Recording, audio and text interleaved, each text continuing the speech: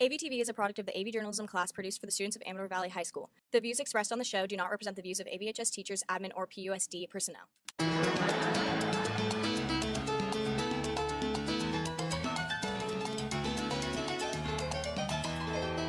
Good morning, Dons. Today is Thursday, September 30th, and I'm Sarah, one of your photo editors this year. Let's get right into some announcements. Those of you who are still waiting for the student planners, the school has been notified and they are on their way. All those shipping problems you've been hearing about in the news, well, they've been affecting us too. So just hang on, and hopefully you'll have your planner as the holiday gift this year. Seniors, our amazing counselors have continued their hard work in helping students with their college applications. On October 5th, they will be hosting a college night for seniors and parents on a live webinar. A link will be shared closer to the event date, but if you can't make it in person, the webinar will be recorded and posted to the counseling website at bit.ly/39CQHTI. That's not all the counselors have been prepping for us seniors. On October 7th, they will be hosting a college application workshop. Students can come to the library and work on their college applications with the counseling team. If you have any questions or get stuck, you will get immediate help from a counselor. Parents and guardians are welcome, but only when accompanying their students. More information will be shared as the date approaches. Dons, many of you have seen or heard all about the local news covering stories about the behavior problems going on in middle schools and high schools. 3 of our AV journalism editors are working on a special report all about the behavior crisis in schools. We are going to start with the AVtv special report, part 1 on the behavior crisis in schools. Let's check this out. Anyone who has recently watched Bay Area or national news realizes that there seems to be an increase in behavior problems in our schools. From discussions on local community apps like Nextdoor to emails home from PUSD administrators, the concern about vandalism on our campuses is rising. AV journalism is doing a 3-part investigation into what the behavior problems are that the schools are having to deal with, what caused these problems, and what schools are doing to try to fix it. Today, we are starting with part 1 in our series as we try to uncover what the behavior problems are that schools are having to deal with. I work at a local hamburger place, and last weekend a lot of high schoolers came in and they completely trashed the joint. It took double the time to clean up for the night. They were rude, they made a mess, and their behavior was terrible. In an Amador Valley Today article written by Albertine Combs earlier this month, Combs describes some of the vandalism taking place on Amador's campus. This supposed rise in vandalism cases has many people wondering if this is something new, or is this just usual teenage bad behavior?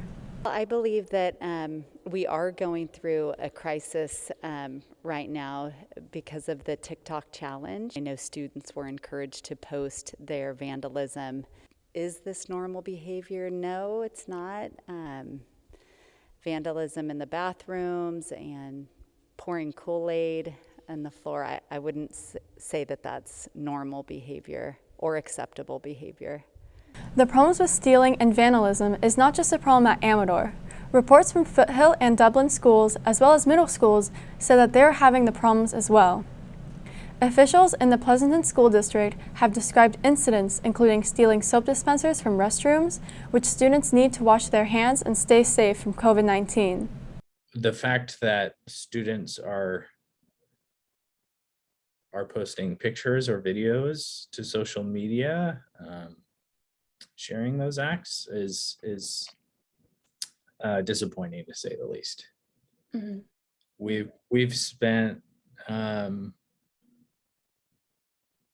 the better part of the last 2 years trying to get back, and we're finally at a point where students can, a majority of our students can be back on campus and enjoy doing the things that they love. So to do something that threatens to take away from that is disappointing, and we hope that it stops. AV journalism will be continuing our investigation into this behavior crisis. Stay tuned next week as we look at the role social media has played in this crisis.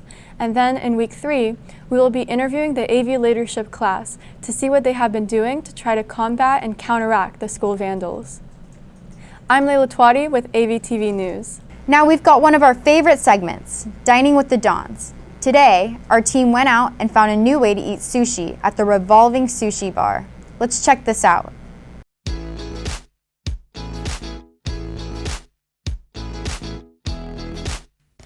As the largest revolving sushi chain in the US, Kura Sushi is an innovative, technologically advanced restaurant that serves authentic Japanese cuisine. Let's check it out. Kura Sushi is located in the Pacific Pearl Complex, which features various Asian restaurants and shops such as 85 Degrees and Somi Somi. Inside the restaurant, customers are seated at booths next to the revolving sushi line. There are over 140 items on the menu, with some served exclusively through the digital menu mounted on the adjacent walls.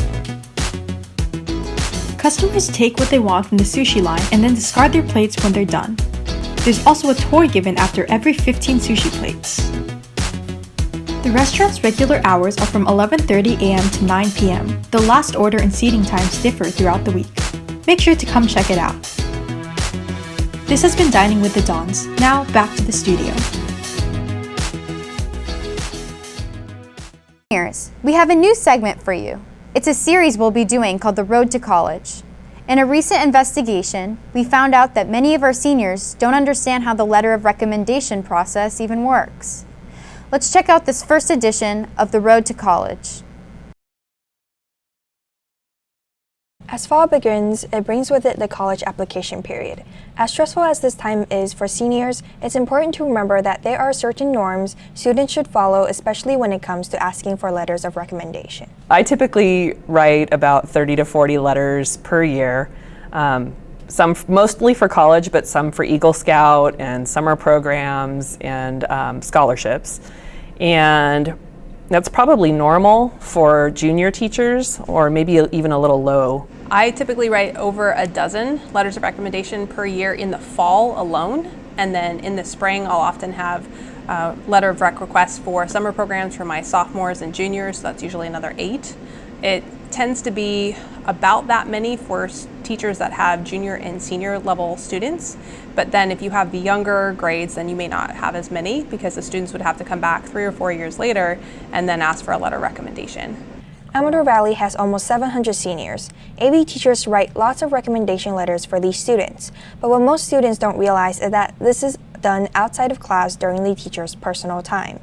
One of the biggest issues lately has been that we haven't been asked, they just send the invitation. So there have been a couple of cases where I'm getting a Common App or a coalition invitation that a student has asked me if I can write a letter of recommendation for them, but then they didn't actually ask me. So sometimes it follows 5 minutes later, sometimes it's the next day, but there isn't any personal ask. It's just kind of like expected, oh, you're gonna write this letter for me, here's the thing. And sometimes that follows up from a private conversation and it's fine, but if the student has never talked to me about writing a letter of recommendation before and I suddenly just get an email out of the blue with the invitation to Common App or Coalition, then that's not how that letter is going to get written. Some important tips for students to remember are: number 1, it is very time consuming for teachers to write these letters. And number 2, it is completely voluntary for teachers to write these letters. Teachers will not always say yes when you ask. And number 3, it is important to show gratitude. If your teacher can spend an hour writing your personal letter on their Saturday, then you can definitely spend 10 minutes to write them a heartfelt thank you.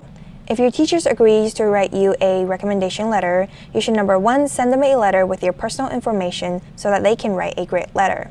Number 2, tell them what the letter is for. Whether it's for an application or a scholarship, they need to know about this. And number 3, give the teacher time to write a good letter. At least 3 weeks in advance is preferred. And please don't ask them to submit a recommendation letter 3 weeks early. Teachers who agree to write your letter will submit it before the deadline. Number 4, don't enter their name into the Common App or Coalition until they've agreed to write your letter. And finally, send them a nice thank you when it's submitted. You never know if you may need another letter in the spring and no one wants to write another letter for someone who never said thank you. I definitely would love if they could ask me in person. I would love if they came back and told me whether or not they got into the program or college that I wrote the letter for. And it's always nice to get a thank you. Remember, Dons, it's all about gratitude. I'm Arlena Yang with AVtv News. Calling all artists to participate in Reflections 2021 to 2022. The National PTA Reflections Program is taking entries for the 2021 to 2022 competition. The theme for the program this year is I Will Change the World By. Students submit their completed works of art in one or all forms of the available art categories. For more information, please contact reflections@amadorptsa.com. All entries must be submitted by Monday, October 18th. Now we have our first commercial of the day.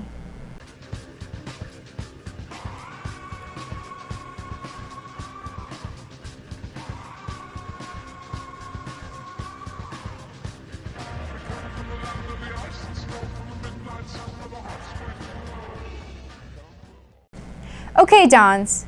We were wondering how many of you know who our school is actually named after.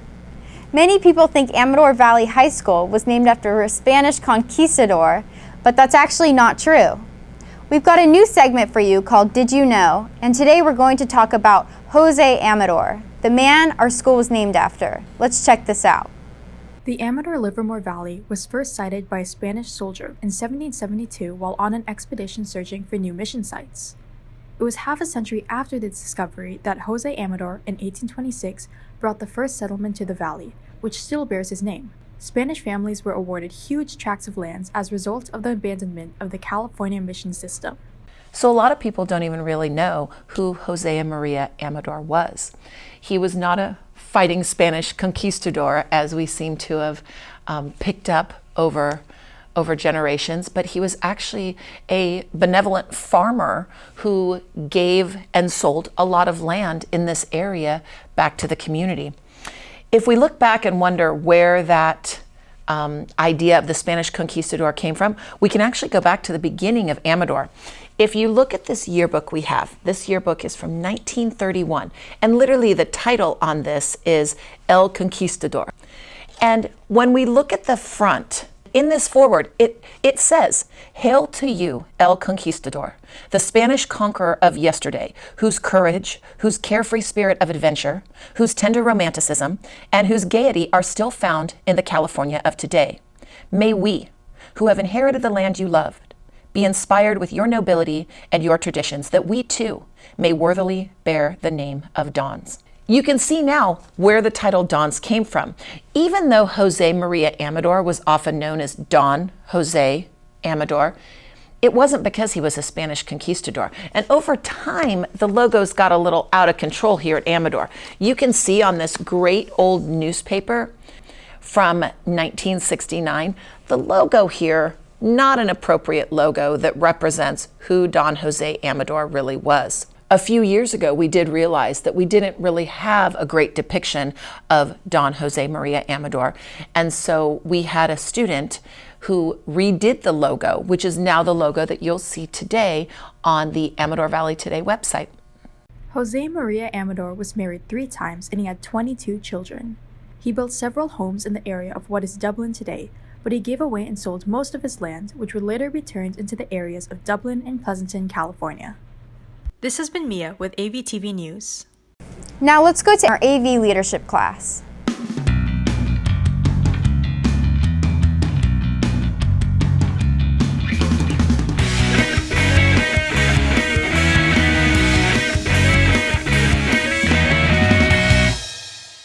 Calling all photographers.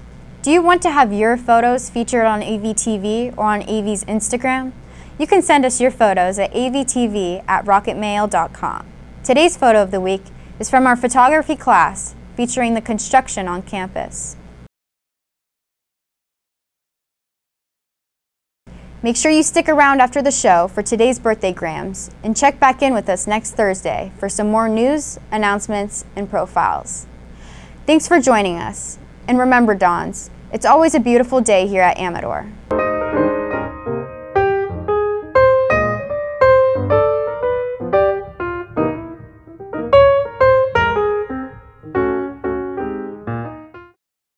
Yeah, it's a beautiful day.